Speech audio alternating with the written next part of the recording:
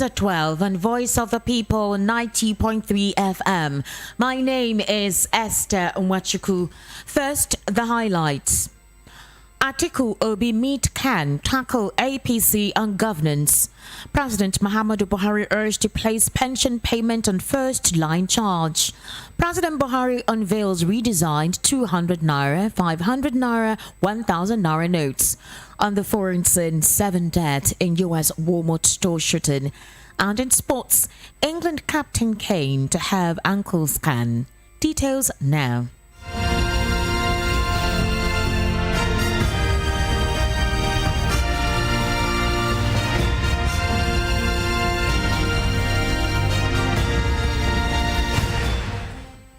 The World News at 12 begins with the People's Democratic Party presidential candidate Atiku Abubakar stating that the ruling All Progressives Congress does not keep promises, insisting, however, that the party has failed to restructure the country as promised while seeking power in 2015. Speaking during an interactive session with the leadership of the Christian Association of Nigeria, led by the Khan president, Archbishop Daniel Oko, in Abuja yesterday, the former vice president also accused Nigerians of being responsible for their own woes for voting the APC to power. Khan, during the meeting, also presented its charter to the People's Democratic Party presidential candidate. But reacting to Atiku's attack on the ruling party, the spokesman for the All Progressives Congress Campaign Council, Festus Keyamo, said it was obvious the PDP standard bearer was running out of fresh ideas on how best to tackle the APC. Speaking on the demands of the Christian Association of Nigeria presented to him, the former VP said he believes in the Khan Charter, adding that he stood by them even when his ex-principal, former President Olusegun Obasanjo, and his constituency in Adamawa disagreed with him. He said he wrote a book on his thoughts, which conforms with the Khan's proposal, insisting that he stands by the objectives mentioned in the book. The PDP flag bearer, however, said that there is a difference between the government that ran the country from 1999 to 2015 and the government running the country from 2015 till date. In the meantime, Federal Parastatals and Private Sector Pensioners Association of Nigeria has appealed to President Muhammadu Buhari to sponsor an executive bill to the National Assembly to mandate payment of pensions at first-line charge in the annual budget. The association said the appeal was necessary to address its apprehensions that the monumental insanity being witnessed and the unprecedented fraud-free pension regime of his administration may suffer a setback if the next president, unfortunately, treats pension payment as a lesser priority. Fedman, which commended the president for making pensioners' welfare a top priority, also urged him to immortalize himself in the heart and life of Nigerian pensioners and their families by mandating pension payment as a first-line charge in the Constitution before he exits office. These appeals were contained in a communique jointly signed by its President General, General Secretary, and National Public Relations Officer Tempe Ubani, Mr. Franklin Enrele, and Mr. Jonathan EU respectively after the National Executive Council meeting.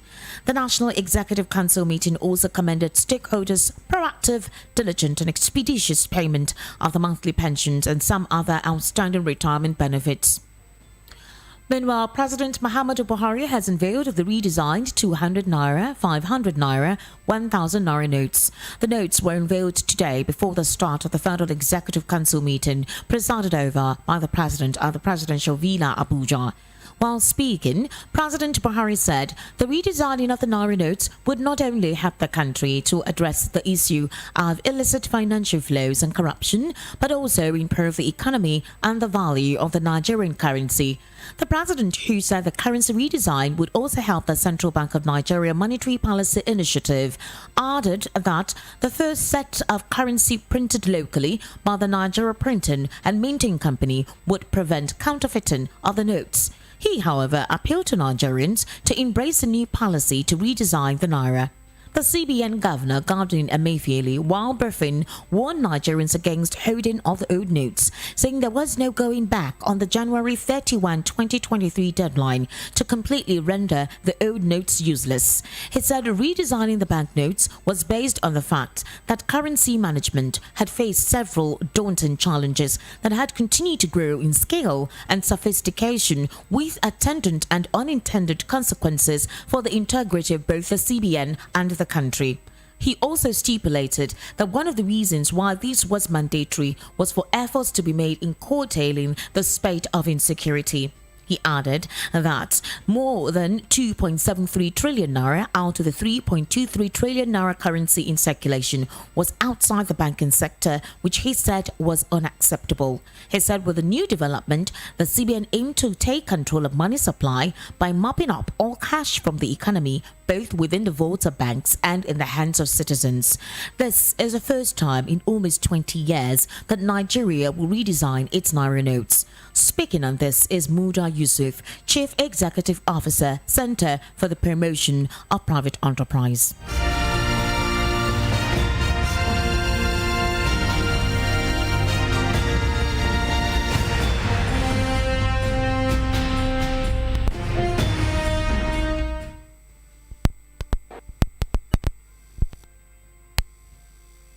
No economic benefit,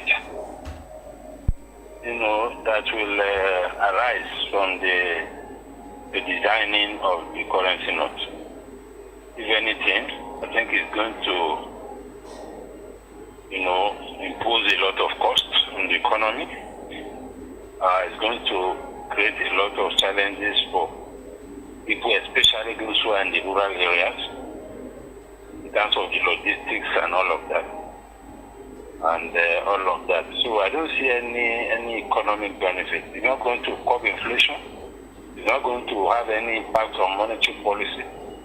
It's not going to enhance the value of the naira. So from a strictly economic point of view, this whole idea of redesigning the currency has no any significant value. All right, sir. My understanding is that they have other motives, which are possibly political or something, trying to chase people who have loaded money in the houses and so on. But certainly, there's no compelling economic argument. Okay, sir. Concerning the interest rates today, the governor of the Central Bank of Nigeria said it is now 16.5%. Sir, can you please elaborate what that means? Well, that means that interest rate is likely to go up for those who are borrowing money from the bank, or for those who are already indebted to the bank and are servicing their loans. So that means that in addition to all the problems they are facing in the economy, they have to pay more on their loans, which is not a good thing, because this is going to adversely affect investment, going to adversely affect operating costs. If we are talking about tackling inflation, the key drivers of inflation in this economy today are not exactly monetary. Things that are driving inflation, which I think we should be addressing, are issues of foreign exchange rate depreciation, the scarcity of forex, the high cost of energy, problem of insecurity, cost of transportation, problem of logistics. Those are the big issues affecting inflation. They are supply side issues. So all this idea of increasing MTR, increasing CRR has no significant impact on inflation. CBN has been starting monetary policy at least for the past 3 MPC meetings. As inflation subsided, if anything, inflation has been going up.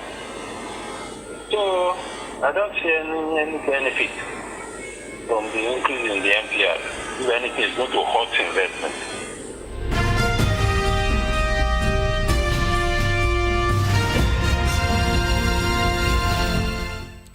Meanwhile, more filling stations closed to motorists across Lagos metropolis and its environs yesterday, while the few that sold had long queues of vehicles. The petrol stations hiked prices of petrol between 205 naira and 220 naira per litre. However, a few filling stations operated by major marketers sold at 185 naira per litre. The resurgence of queues at the pumps is not unconnected with the sharp increase in operational cost of getting prevailing situation where marketers and depot owners are challenged with sourcing foreign exchange to continue their operations locally. The implication of this is that depot owners and independent marketers are beginning to shun petrol supply owing to the rising cost of the dollar against the local currency and the inability to source such money. This development has led to a sharp reduction in the supply of the commodity. The Executive Secretary, Major Oil Marketers Association of Nigeria, disclosed that although there are vessels laden with petrol imported by the Nigerian National Petroleum Company Limited on the high sea waiting to discharge, the cost of hiring daughter vessels for the operation has been discouraging due to the high cost. Mother vessels are tanker ship that brings the product into the country but berth in the high sea, while daughter vessels are those used in conveying the product from the point of berthing in the high sea to the port before it is emptied into depot tanks. Also, the situation, further explained, accounts for why many marketers and depot owners will refuse to go and lift petrol from the mother vessel, and when some of them lift, then they have to factor in the cost of the dollar and other logistic costs at their depot because no business operates at a loss. In the meantime, Rivers State Governor Nyesom Wike has recalled how the presidential candidate of the People's Democratic Party, Atiku Abubakar, humiliated former President Goodluck Jonathan in 2015. Wike said when Atiku left the PDP, Jonathan, the sitting president who was a candidate of the party, went to Dorchester Hotel in London and begged Atiku to return to the party to support him. Meanwhile, Ebonyi State Governor Dave Umahi has declared that what the presidential candidate of the All Progressives Congress, Asiwaju Bola Ahmed Tinubu, needs from Rivers State is the people's votes and not logistic support. Let's listen to Barrister Fred Inzako's reaction to this.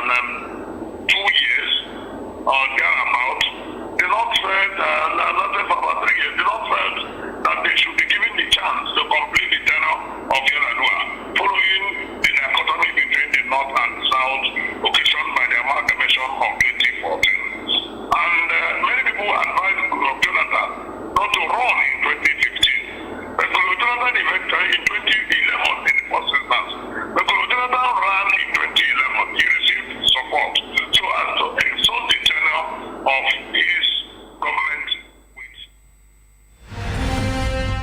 And that was Barrister Fred Nzako giving us a detailed explanation of basically the statement being made right there concerning the presidential candidate of the People's Democratic Party.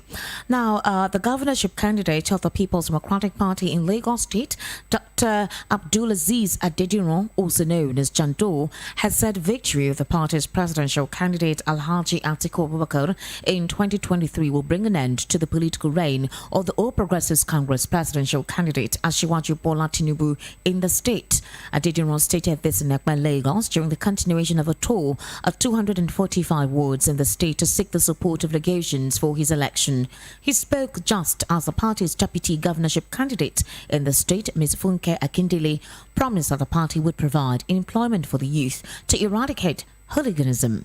Jando said that an end to Tinubu's political dominance would help his government to use the state's revenue in developing the state if elected in 2023. On the foreign scene, 7 people, including the gunman, have died in a shooting at a Walmart supermarket in Chesapeake, Virginia. A man believed to be the store manager opened fire and killed 6 people, then turned the gun on himself. Police say that the attack happened at precisely 22 p.m. local time. Louis Luca says she is absolutely heartbroken. And at sports, England captain Harry Kane is due to have a scan in his ankle 2 days before his country faces the United States in the World Cup. Kane left the Khalifa International Stadium on Monday with a strap into his ankle after the 6-2 win over Iran, but took part in a light training session on Tuesday. Gareth Southgate's side faces the Americans on Friday, knowing that a victory would guarantee them a place in the knockout stage. Kane, the top scorer at the last World Cup in Russia, has a history of ankle injuries. And just before we wrap up the world news at 12, let's take a look at the headlines.